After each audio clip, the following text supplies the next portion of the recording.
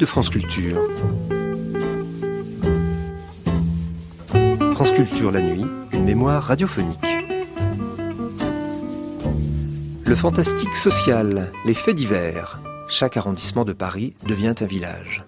Après les poèmes, les textes automatiques, après avoir vendu des journaux dans la rue et pratiqué tant et tant d'autres métiers ou activités littéraires, il était temps d'écrire des romans d'aventure, de cap et d'épée, et puis bien sûr des romans policiers. Et ce fut la guerre, l'occupation qui fournit un décor, le couvre-feu, le blackout et le reste. La poésie allait basculer dans les romans. Quels sont donc les rapports de Léo Mallet avec Nestor Burma ? Les drames clos allaient éclore dans la ville ouverte. Entretien Léo Mallet, Hubert Join, 5e mai, dernier volet d'une série. Première diffusion sur France Culture le 6 février 1976.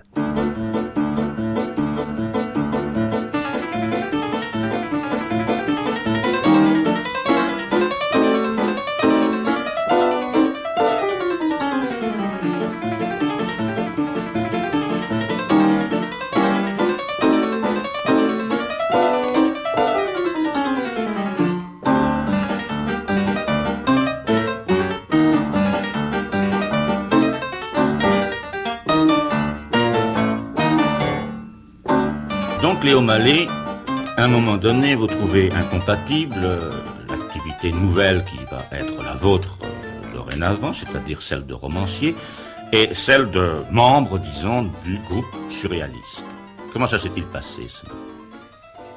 Bien, ça s'est passé que sous l'occupation, ayant été fait prisonnier, quand je suis revenu de captivité, il fallait que je gagne ma vie. Je voulais reprendre mon ancien métier de crieur de journaux, car c'est comme ça que ça s'appelle, ça n'est pas marchand de journaux, bien sûr, c'est crieur de journaux. Je voulais reprendre mon activité, mais j'ai rencontré Louis Chavance, que j'avais connu dans l'entourage de Prévert. Chavance me dit, est-ce que tu ne voudrais pas écrire des romans policiers ? Je suis directeur de collection. C'était en 1941, c'était tout de suite après l'armistice, les premiers temps de l'occupation. Pour subvenir à ses besoins, il avait trouvé une place de directeur de collection dans la maison Ventillard.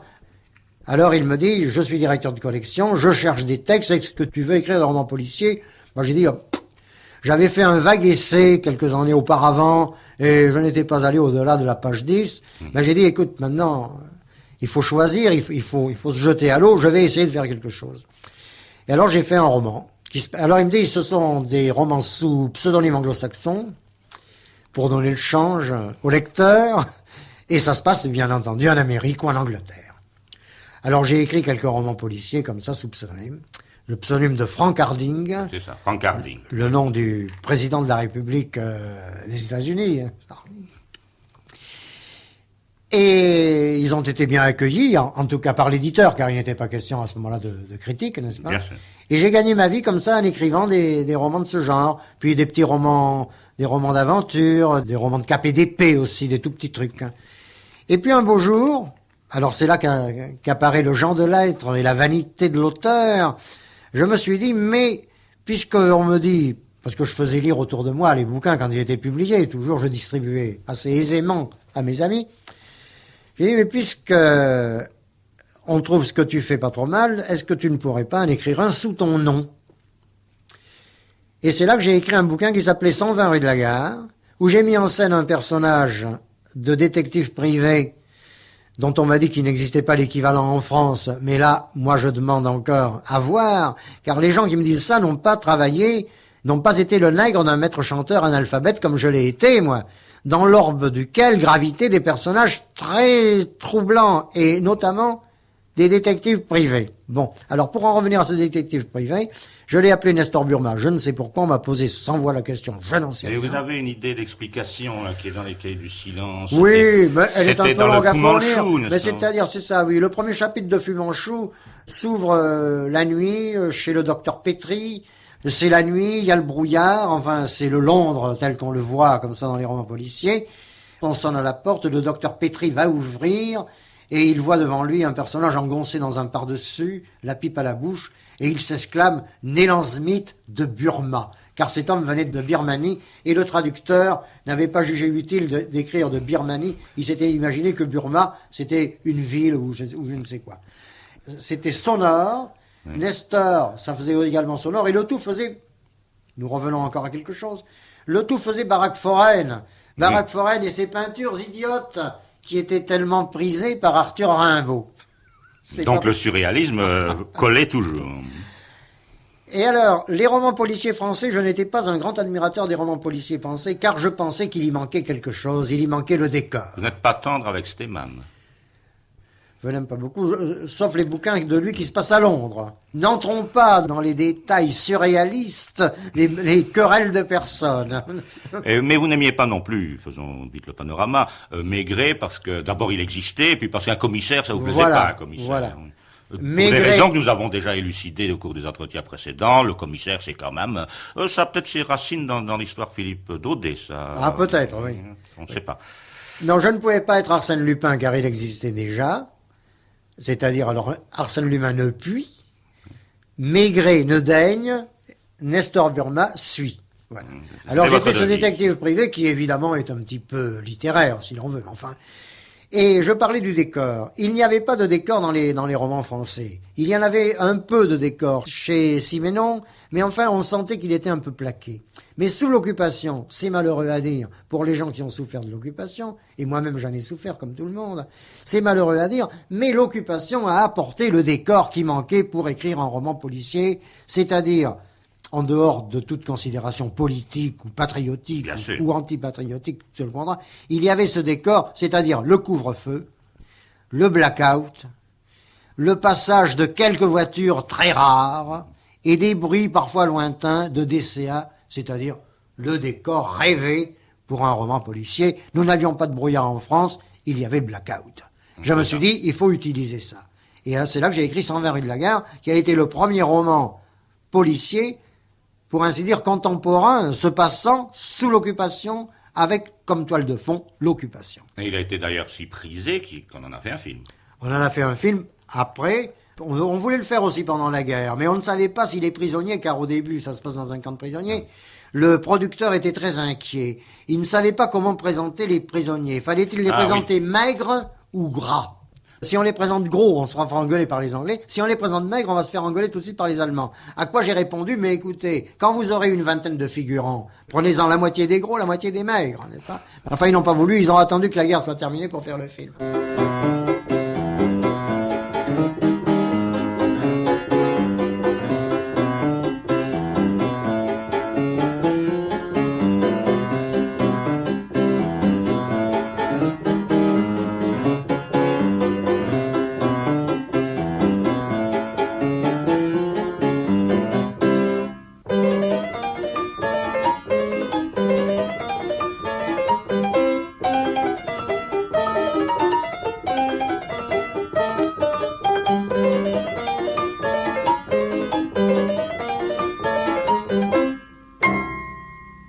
J'ai présenté ce roman sous mon nom. J'ai estimé que je n'avais pas à en rougir. Je n'avais à en rougir que d'un point de vue surréaliste. C'est ça.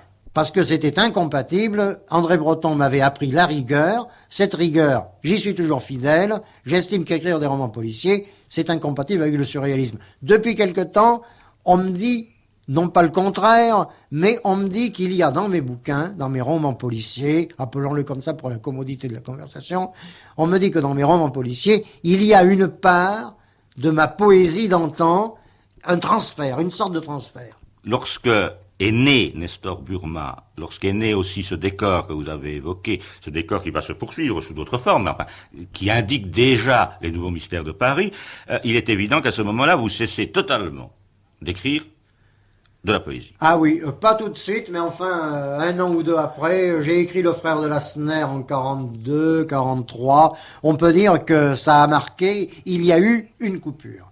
Donc la poésie a basculé Elle a basculé dans le roman, où je fais parfois des allusions au surréalisme, ne serait-ce que dans 120 rue de la Gare, où je parle d'un livre qui s'appelle Les 120 journées. Je n'ai pas voulu dire, il y avait la censure allemande. Alors, et je n'ai pas cité Maurice Heine, je l'ai appelé Maurice H, n'est-ce pas? Oui. D'ailleurs, il y a dans vos romans policiers, appelons-les, continuons à les appeler ainsi, des allusions très perceptibles. Enfin, vous y mettez facilement vos amis. Oui, ça c'est je m'amuse, oui. On pourrait dire qu'il y a des clés. Il y a des clés, oui. Il y a des clés. Oui, il y a des clés. Et d'ailleurs, il y a aussi des faits divers réels qui me servent pour bâtir une autre histoire. Par exemple, le bouquin M'as-tu vu un cadavre qui se passe dans le milieu des chanteurs de nos jours, c'est-à-dire de nos jours de 1955-57, à la grande gloire, la grande époque de Beko et compagnie, j'ai mis en scène un chanteur illustre et son père, et il y a un drame entre eux. Eh bien ça, c'est la transposition de l'affaire Fraxon. Fraxon qui a été tué par son père car il partageait la même maîtresse. Et je l'ai fait se passer. Et là-dedans, dans ce livre-là, je fais allusion à l'affaire Philippe Daudet également. Et à l'affaire Bessarabo. Bien sûr, bien sûr. Je suis poursuivi par les faits divers. Et nous poursuivons plutôt Nestor Burma. Alors, ce qu'il y a de frappant, évidemment, je l'ai dit tout à fait au début du premier entretien que nous avons eu ensemble, Nestor Burma, on ne peut pas lui donner d'âge, on ne peut pas non plus lui donner vraiment une silhouette, à part la pipe. C'est quelqu'un qui semble marcher à votre pas, enfin, je veux dire. De plus en plus. C'est ça, je crois que c'est assez perceptible. Oui. Et il y a un autre personnage, parce que l'un ne va pas sans l'autre, c'est sa secrétaire, c'est Hélène.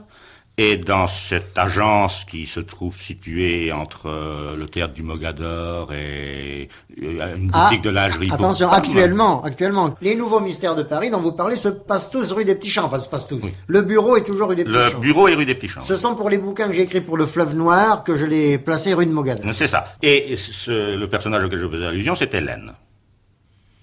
Alors, Hélène est la secrétaire de Nestor Burma. C'est une très jolie fille, blonde, très séduisante, très remarquable par ses dessous. Oui. Il ne se passe jamais rien entre elle et Nestor Burma. D'ailleurs, on ne sait pas. Et il se passe d'ailleurs assez peu de choses entre Nestor Burma et les créatures de rêve qui se promènent à travers les nouveaux mystères de Paris. Nestor Burma étant également un personnage onirique dans la mesure où on ne peut pas le décrire. Oui, c'est comme ça. Dans les rêves où vous avez des personnages qui apparaissent, ils sont petits, 3 secondes après ils sont grands. C'est un peu comme King Kong, vous savez, qui n'a jamais la même dimension.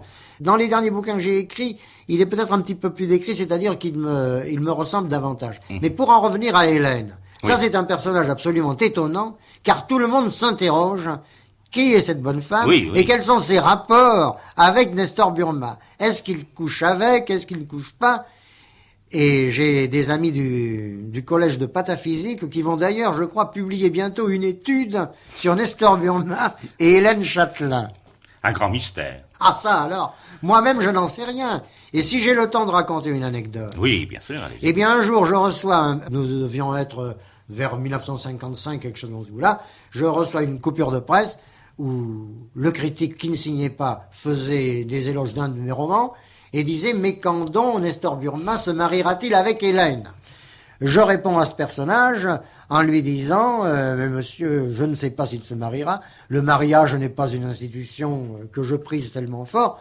Peut-être leur arrive-t-il de temps en temps de coucher ensemble. » Ce type me répond et me dit « C'est bien ce que j'avais subodoré. » Et c'était signé d'un nom que je ne veux pas dire ici. C'est un monsieur que je respecte, quoi qu'il soit monseigneur.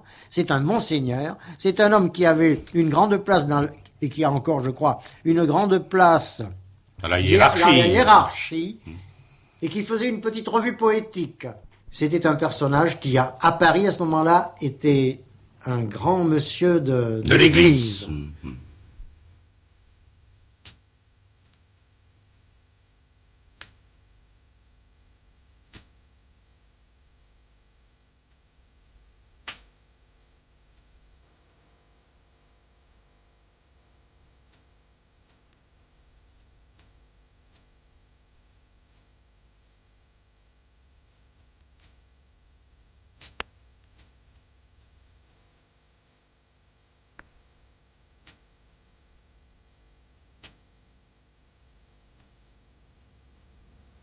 Pour rester à ce personnage et surtout à cette sorte d'épopée des nouveaux mystères de Paris, d'abord, comment c'est venu les nouveaux mystères de Paris? C'est venu d'un jour que j'étais fauché, ce qui m'arrive assez souvent au cours de mon existence, et j'étais en pétard après les gens qui font du cinéma et qui n'avaient pas pensé à faire appel à un type génial qui s'appelait Léo Mallet.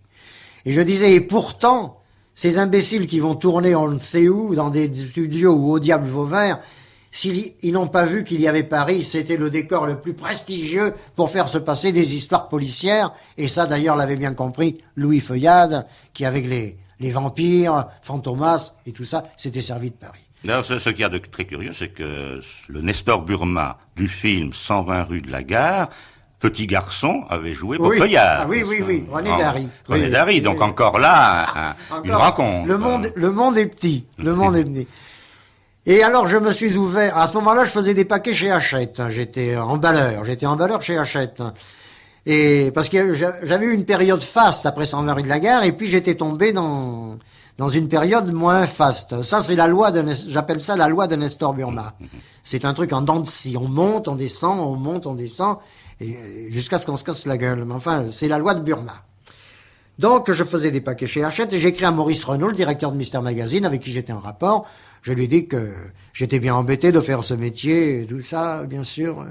Les gens avec qui je travaillais étaient charmants, mais enfin, si je pouvais continuer à écrire des livres, car récemment, il m'était venu une idée, faire des romans qui se seraient passés chacun dans un arrondissement déterminé, qui n'en serait jamais sorti, c'est-à-dire, par une formule paradoxale, le drame clos... dans la ville ouverte. Dans la ville ouverte. Oui, c'est ça. Ah, Renaud m'a dit, mais c'était pas tant, on appellerait ça les nouveaux mystères de Paris. Je ne crois pas que le titre était très bien trouvé, mais enfin, on l'a conservé. Et il a fait des pieds et des mains pour trouver un éditeur. Et c'était Robert Laffont. Alors ça a été Robert Laffont, qui a trouvé ça tout à fait farfelu, qui a trouvé ça tout de même un peu très Saint-Germain-des-Prés, ce sont ses propres paroles, il m'a dit tout ça c'est très intellectuel, mais enfin, je vais tenter le coup. Et alors c'est comme ça que ces bouquins sont parus chez Laffont. Et c'est d'ailleurs comme ça que nous sommes connus. Et oui, c'est ça. Au cours d'une séance à l'Écluse avec Léo Noël. Oui. Et où d'ailleurs nous avons regardé avec beaucoup d'intérêt une charmante créature qui s'est révélée être travestie. C'est ça. Oui. Et nous, là, nous tombons, nous rejoignons la contemporanéité. Oui. Mais Albert Simonin dit quelque chose qui m'a beaucoup frappé, que je considère comme très juste. Il dit que plus tard, et à la vitesse d'ailleurs effectivement où le béton s'empare de tout, il est certain que les historiens, alors là vous voyez c'est un très grand plan, c'est très important, que les historiens du futur, pour savoir ce qu'a pu être Paris à un moment donné, trouveront dans les nouveaux mystères de Paris des renseignements vrais, enfin, c'est-à-dire comme nous avons une idée d'un certain Paris du début du 19e siècle par Balzac. Mais je le crois aussi, et là, même si je passe pour peu modeste, je le crois, car tous mes bouquins sont basés sur des paysages existants, avec une description aussi fidèle que possible des lieux, sauf évidemment s'il faut les modifier pour les besoins de l'intrigue, c'est sûr. Mais Paris disparaît petit à petit. Vous n'êtes pas peiné? Oh, mais je suis plus que peiné, je suis scandalisé, notamment devant la maison de la radio, ce front de Seine. Mais vous savez, moi je ne suis pas pacifiste. Si une guerre pouvait balayer tout ça, mais je l'appellerais de mes voeux. Parce que ça, c'est un véritable scandale. Oui, et ça se passe dans tous les quartiers, bien entendu. Et c'est d'ailleurs pour ça que depuis quelque temps que j'ai cessé d'écrire les nouveaux mystères de Paris, car je ne reconnais plus aucun arrondissement. C'est ça. Et vous en manquez combien? Il m'en manquait 5. Il y en a encore un qui tient plus ou moins le choc, c'est celui de la Tour Eiffel, c'est-à-dire le 7e. Mais les autres, le 18e, 19e, tout ça, ça a été vraiment assez atteint. Mais alors, je vais tourner la difficulté. Ces arrondissements-là, je les ferai se passer dans une période passée. C'est-à-dire celui que je mijote sur Montmartre se passera en 1925 et Nestor Burma n'est pas encore détective, il sera simplement chansonnier à la vache enragée. Où il rencontrera Léon Mallet faisant ses débuts en célébrant la victoire de Duclos sur Reynaud. Voilà. On a parfois l'idée qu'un auteur de romans policiers est quelqu'un qui écrit âgé continu, qui, comme ça, livre des manuscrits, ce qui n'est pas du tout votre cas. Ah, pas du tout, non. C'est là où nous rejoignons quand même l'écrivain, parce que il faut dissiper un malentendu. On a l'impression, quand vous dites oui, j'ai quitté Surréaliste parce que j'écrivais des romans, je pense que l'auditeur doit bien comprendre que c'était le phénomène roman qui vous détachez des surréalistes et pas fabrication de quelque chose d'inavouable, n'est-ce pas? Je le regrette peut-être parfois. Quand je regarde mon escarcelle, je suis incapable d'écrire à jet continu. Je ne peux écrire que ce que je pense, et même le plus mauvais de mes romans, c'est un roman que j'ai pensé pour me faire plaisir à moi et pour faire plaisir aux gens qui me suivent, car je suis très respectueux de mes lecteurs. Je ne voudrais pas déchoir à leurs yeux. Alors je fais toujours des choses qui sont honnêtes, quoi, c'est ça, c'est le mot. Je continue à avoir la même rigueur, cette rigueur que m'a enseigné Breton. Même si elle est appliquée à quelque chose d'un peu mineur, et même de beaucoup mineur, mais enfin, ça je ne peux pas, je le regrette. Si je pouvais écrire un bouquin en 4 jours, écrire n'importe quoi, en donnant de la saleté au lecteur, je serais certainement châtelain. Mais en tout cas, cette idée me vient, Léo Mallet. Au fond, pour revenir à votre monseigneur, qui vous avez posé cette question au sujet des rapports Burma-Hélène, eh bien, la façon dont vous allez traiter les arrondissements pas encore traités, que vous allez donc basculer dans le passé, les promoteurs seront cause que nous ne saurons jamais si Nestor Burma épousera ou n'épousera pas Hélène. Eh oui. Eh bien alors, mort au promoteur.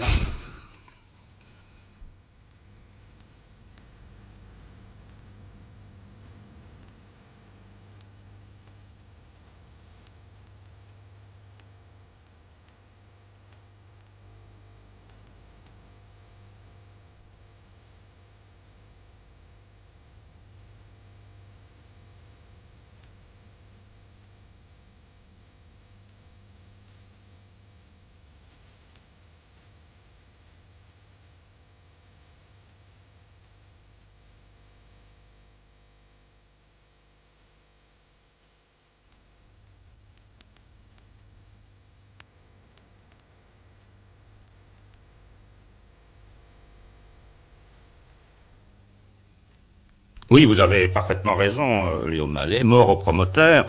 Mais cependant, alors, vive ce roman qui, encore une fois, n'est pas un roman policier. Là, je pense qu'il faut y insister une dernière fois, qui est autre chose, qui rejoint ce fantastique social cher à Macorlan, que nous avons évoqué, et qui, moi, me frappe par une qualité d'écriture, et là, je rejoins ce que vous disiez être l'opinion des critiques, par une qualité d'écriture qui est une qualité poétique.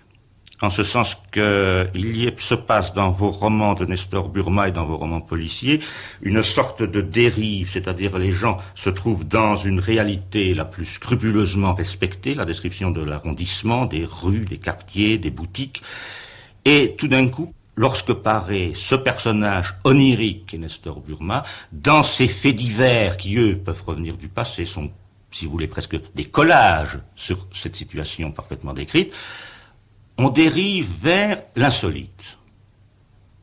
Et c'est là, je crois, ce qui fait le prix de ces romans. Tout chez moi se fait d'instinct. Je suis un véritable animal. Il paraît que j'écris une langue assez convenable. Je n'ai pas appris à écrire convenablement. Je l'ai appris en lisant La Jeunesse illustrée, comme je le disais l'autre jour.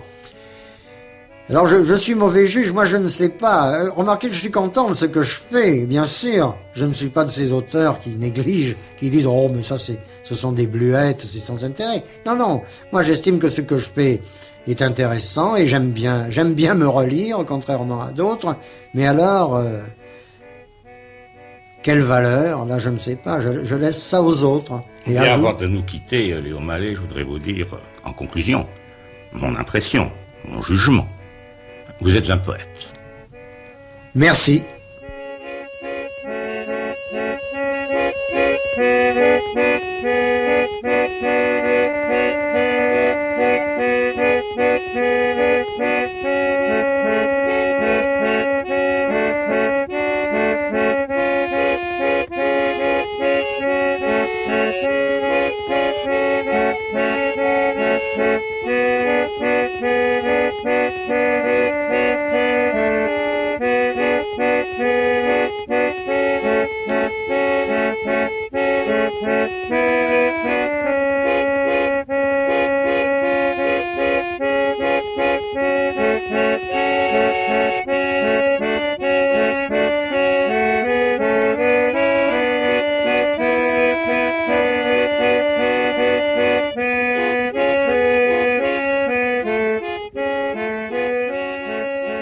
Ce dernier volet de la série Entretien Léo Mallet-Hubert Join a été diffusé pour la première fois sur France Culture le 6 février 1976. Vous pourrez le réécouter en ligne ou le télécharger durant un an sur le site franceculture.fr, rubrique Les Nuits de France Culture.